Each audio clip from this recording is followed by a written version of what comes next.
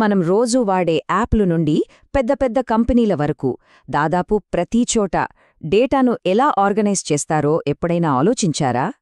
దాని వెనుకున్న ఒక చాలా సింపుల్ కానీ చాలా పవర్ఫుల్ ఐడియా గురించి ఈరోజు మనం తెలుసుకోబోతున్నాం. ఈ ఒక్క ప్రశ్నే మనల్ని ఈరోజు మనం వాడుతున్న డిజిటల్ ప్రపంచపు మూలాలోకి తీసుకెళ్తుంది. 1970లో పుట్టిన ఒకే ఒక్క ఐడియా ఈరోజు మన టెక్నాలజీని ఎలా నడిపిస్తుందో చూద్దాం. పదండి. సరే, మన ప్రయాణం ఇక్కడి నుంచే మొదలవుతుంది. ఈ రిలేషనల్ మోడల్ అసలు ఎలా పుట్టింది, దాని వెనకున్న అసలు కాన్సెప్ట్ ఏంటి అనే విషయాలపై ఓ లుక్కేద్దాం.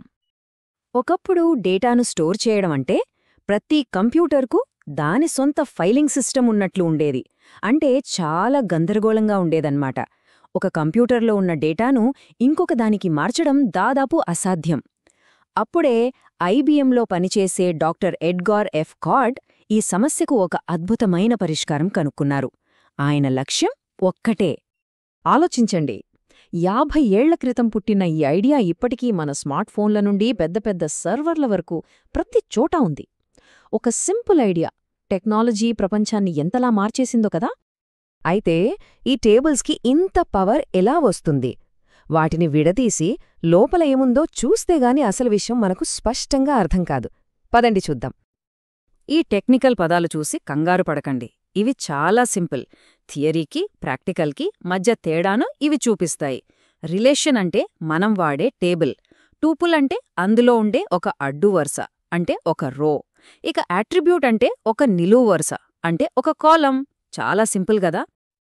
ఇక ముందు ముందు మనం చెప్పుకోబోయే కాన్సెప్ట్లు ఈజీగా అర్థం కావాలంటే ఈ ఎంప్లాయీ టేబుల్ను బాగా గుర్తుపెట్టుకోండి. ప్రతిదాన్ని దీంతో పోల్చి చూస్తే చాలా ఈజీగా ఉంటుంది. టూపుల్ అంటే ఏమీ లేదు, టేబుల్లో ఉన్న ఒక పూర్తి అడ్డువరుస.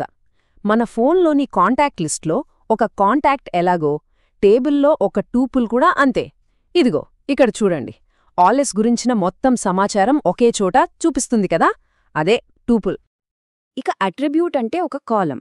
మన ఎంప్లాయీ టేబుల్లో శాలరీ అనేది ఒక అట్రిబ్యూట్ అన్నమాట. ఇది ప్రతి ఉద్యోగికి సంబంధించిన ఒకే రకమైన సమాచారాన్ని, అంటే వాళ్ల జీతాలని ఒకే చోట చూపిస్తుంది. సరే, ఇప్పుడు అసలు మ్యాజిక్ మొదలవబోతోంది. మనం కీస్ గురించి తెలుసుకుందాం. ఇవి లేకపోతే ఈ టేబుల్స్ అన్నీ వేర్వేరుగా ఉండే లిస్టులు మాత్రమే. ఈ కీస్ వల్లే వాటి మధ్య బంధాలు, సంబంధాలు ఏర్పడతాయి. ప్రైమరీ కీ అంటే సింపుల్గా ప్రతి రికార్డుకు మనమిచ్చే ఒక యునీక్ ఐడి కార్డ్ లాంటిది. మన ఎంప్లాయీ టేబుల్లో ఈ ఐడి అనేది ప్రైమరీ కీ. చూడండి, ఒకే పేరుతో ఇద్దరు ఉద్యోగులు ఉండొచ్చు, కానీ వాళ్ల ఈ ఐడి ఎప్పుడు వేరుగానే ఉంటుంది. అది దీని స్పెషాలిటీ. మరి ఫారిన్ కీ అంటే ఏంటి? ఇది ఒక టేబుల్ నుండి మరో టేబుల్కి ఒక రెఫరెన్స్ లేదా ఒక పాయింటర్ లాంటిది. ఇదే వేర్వేరు టేబుల్స్లోని డేటాను ఒకదానితో ఒకటి కలుపుతుంది. ఇంకా సింపుల్గా చెప్పాలంటే ప్రైమరీకి ఒక ఇంటికి అడ్రస్ లాంటిది. అది యునీక్గా ఉంటుంది. ఫారిన్ కీ ఏమో ఆ ఇంటికి దారి చూపించే సైన్ బోర్డ్ లాంటిది. ఒకటి గుర్తింపు కోసం, ఇంకొకటి కనెక్షన్ కోసం. అంతే తేడా. ఇప్పుడు చూడండి అసలైన మ్యాజిక్. ఎంప్లాయీ టేబుల్లోని డెప్త్ ఐడి అనేది ఫారిన్ కీ. అదేం చేస్తోందంటే డిపార్ట్మెంట్ టేబుల్లోని డెప్త్ ఐడి అనే ప్రైమరీ కీతో నేరుగా లింక్ అవుతోంది.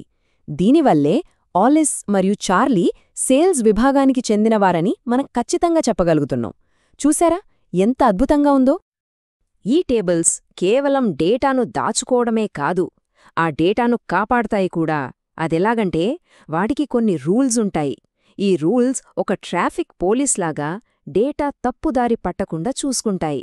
వీటినే మనం ఇంటిగ్రిటీ కన్స్ట్రెయిన్స్ అని పిలుస్తాం. ఈ 3 నియమాలు డేటాబేస్ను ఎప్పుడూ నిలకడగా, నమ్మదగినదిగా ఉంచే ఒక వ్యాకరణంలాంటివి. ప్రతి రోకి ఒక ఐడి ఉండాలి, లింకులు సరిగ్గా పనిచేయాలి, డేటా టైప్ కరెక్ట్గా ఉండాలి. ఇవే ఆ 3 గోల్డెన్ రూల్స్. సరే, మన దగ్గర ఇప్పుడు చక్కగా నీట్గా ఆర్గనైజ్ చేసిన డేటా ఉంది. మరి దానితో మాట్లాడటమెలా? దానిని మనకు కావలసిన ప్రశ్నలు అడగటమెలా? దానికోసం ఒక ప్రత్యేకమైన భాష ఉంది. అదేంటో ఇప్పుడు చూద్దాం. ఎస్క్యూఎల్ లాంటి భాషలు వాడటానికి ముందు దాని వెనక ఉన్న ఆలోచనను అర్థం చేసుకోవాలి. అదే ఈ రిలేషనల్ ఆల్జీబ్రా. దీన్ని మనం డేటాను ఎలా తీయాలో చెప్పే ఒక వంటల పుస్తకంలా అనుకోవచ్చు. ఇది స్టెప్ బై స్టెప్ ఏం చెయ్యాలో చెబుతుంది. ఇప్పుడు ఇందులో 2 ముఖ్యమైన స్టెప్స్ చూద్దాం. ఈ సిగ్మా గుర్తుతో సూచించే సెలెక్షన్ ఆపరేషన్ ఏం చేస్తుందంటే, ఒక కండిషన్కు సరిపోయే రోస్ను మాత్రమే ఫిల్టర్ చేసి మనకు ఇస్తుంది. ఉదాహరణకు, డిపార్ట్మెంట్ D1లో పనిచేసే ఉద్యోగులందర్నీ కనుక్కోవాలి అనుకుందాం. అప్పుడు ఇది వాడతాం. చూసారా? ఆ ఫార్ములాను వాడిన వెంటనే మనకు కేవలం D1 డిపార్ట్మెంట్కు చెందిన ఆలిస్, చార్లీల వివరాలు మాత్రమే వచ్చాయి. మిగిలిన డేటా మొత్తం ఫిల్టర్ అయిపోయింది. సింపుల్. మరి ఈ పై గుర్తుతో సూచించే ప్రొజెక్షన్ ఆపరేషన్ ఏంటంటే, మనకు కావాల్సిన కాలమ్స్ను మాత్రమే ఎంచుకోవడానికి ఉపయోగపడుతుంది. ఉదాహరణకు, ఉద్యోగులందరి పేర్లు, వాళ్ల జీతాలు మాత్రమే మనకు కావాలి అనుకుంటే దీన్ని వాడతాం. చూసారుగా, మనకు కావాల్సిన కాలమ్స్ మాత్రమే మిగిలాయి. ఇప్పుడు ఒక్కసారి ఆలోచించండి, మనం ఈ సెలెక్షన్, ప్రొజెక్షన్ ఆపరేషన్లను కలిపితే ఎలా ఉంటుంది? ముందు D1 ఉద్యోగులను ఫిల్టర్ చేసి, ఆ తర్వాత వాళ్ల పేర్లు, జీతాలు మాత్రమే తీసుకుంటే? ఇలాగే మనం డేటాను మనకు కావాల్సిన విధంగా మార్చుకోవచ్చనమాట. ఇప్పుడు మనం చివరి, అత్యంత కీలకమైన కనెక్షన్ను చూస్తున్నాం. రిలేషనల్ ఆల్జీబ్రా అనే ఈ సిద్ధాంతం మనం రోజూ ఉపయోగించే SQL కమాండ్స్గా ఎలా మారుతుందో ఇది చూపిస్తుంది. అంటే థియరీ అనేది ప్రాక్టికల్ టూల్గా మారడం ఇక్కడే జరుగుతోంది. చూశారు కదా, ఒక సాధారణ టేబుల్ అనే ఆలోచన మన డిజిటల్ ప్రపంచానికి ఎలా పునాది వేసిందో. మరిప్పుడు మనం ఈ ప్రశ్నతో ముగిద్దాం. ఈ టేబుల్ నిన్నటి ఆవిష్కరణ అయితే, రేపటి ప్రపంచంలో డేటాను ఏ కొత్త రూపాల్లో చూస్తాం? దీని గురించి మీరేమనుకుంటున్నారో ఒకసారి ఆలోచించండి.